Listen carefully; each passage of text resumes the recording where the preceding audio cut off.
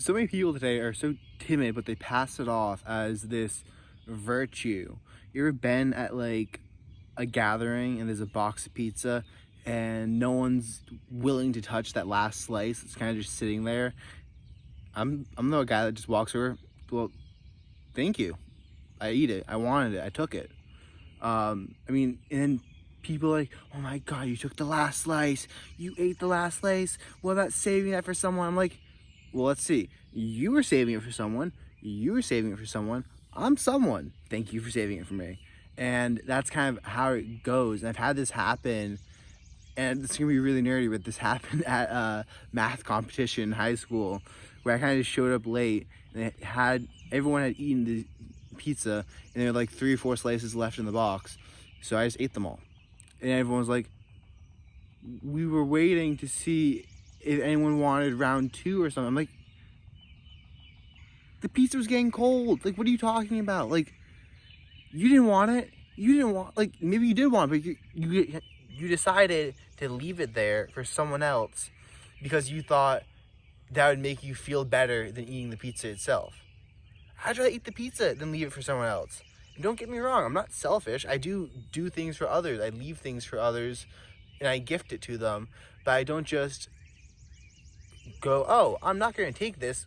I'm not going to take something that I want just because, like, I'm going to leave it there for someone else to take.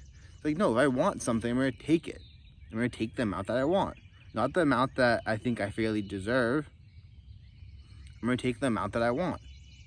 And I don't ask people, how many pieces of pizza did you have? No, I go, let's see, you ate the amount of pizza that you wanted to eat. You ate the amount of pizza you wanted to eat. Because if you wanted to eat more, you would have eaten more. So I'm going to eat the amount of pizza that I want to eat. And in that kind of spirit, and you're wondering how this applies to other things, I grabbed these amazing raspberry bushes. Well, at least they will be amazing. Get kind of planted a row there, but they were just across the street in the woods, and I walked over about a mile this morning with a wheelbarrow and a shovel and hacked through all the vines, all the thickets and everything, and I dug them up and I put them in my yard because I want raspberries, and this is a lot easier and shorter than driving to Home Depot, which is like 40 minutes away. So yeah, I saw what I wanted and I took it because everyone had the opportunity to do that, but they all decided not to. And this goes for so many other things in society where we preach equity of outcome. No, equity of outcome is stupid, and a great society tolerates inequality. Like, for thousands of years, we had monarchies ruled by one person. We have a presidency ruled by one person. You want to talk equality? That's more communism than what we have, but even that fails and leads to the deaths of millions of people. But it's still predominantly ruled by about one person. They just pretend to be ruled by the people.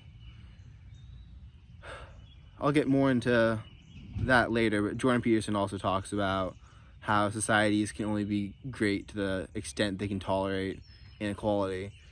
Not only because, like, he gives the example of crabs in a bucket. If you put a bunch of crabs in a bucket, they can easily escape from the bucket, but the moment one of the crabs sees another crab about to escape, he'll grab him and pull him back down. And this goes for people. The moment someone is trying to make their life better or trying to stop drinking, their friends will grab them and bring them back down, because if they don't drink together, then they're not friends anymore.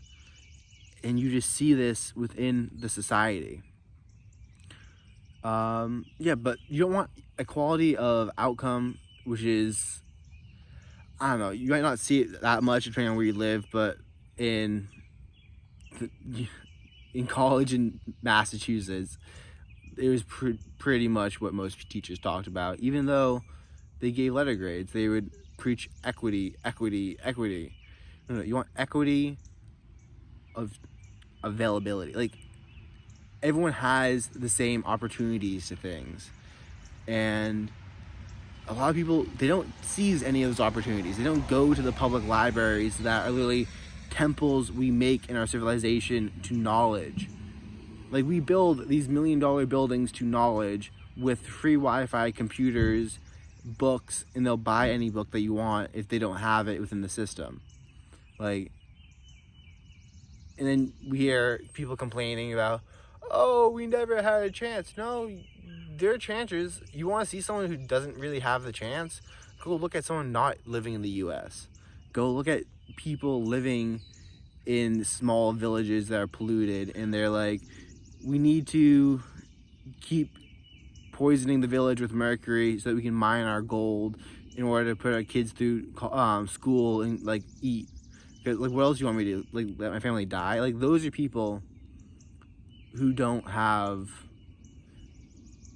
equal choice, which is why, even though the country doesn't quite look it in comparison with everyone else, the U.S. is probably the best place to be.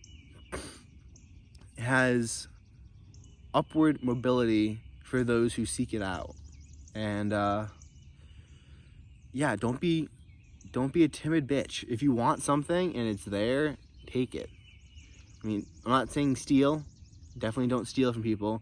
But if there's some resource that's just available, take the last donut. Take the last, I don't know, whatever it is. If you see an office chair in your office that is really nice and no one's sitting in it, take it and switch out for your office chair. Like,